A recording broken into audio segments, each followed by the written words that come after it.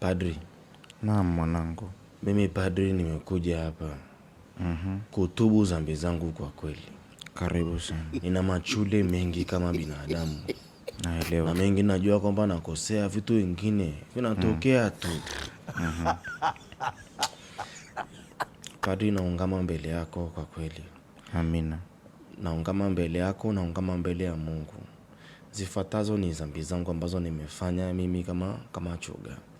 Bwana Mungu wetu akuongoze. Padri, kwanza mbinguni ni wapi? Mbinguni ni mahala patakatifu.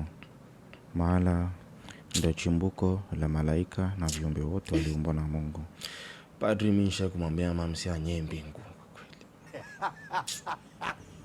kweli. Pole sana. Ulimwambiaje? Yaani ulimwambia katika mazingira gani? Nataka sasa najiuliza kila siku, Mungu atanisamehe kweli kama mimi ni kiumbe wake aliyeniumba, na mimi pia namuamuru kiumbe mwenzangu aende akanye. Yaani mimi fasa naona dalili zote.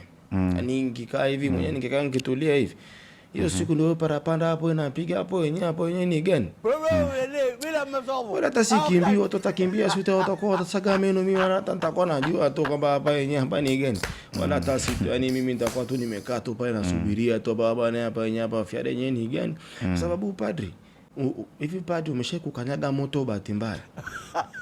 Moto ule mkao umekanyaga bahati mbaya, labda ulijua majivu, moto umezima umekanyaga bahati mbaya una vile unavoruka ruka. Sasa uko motoni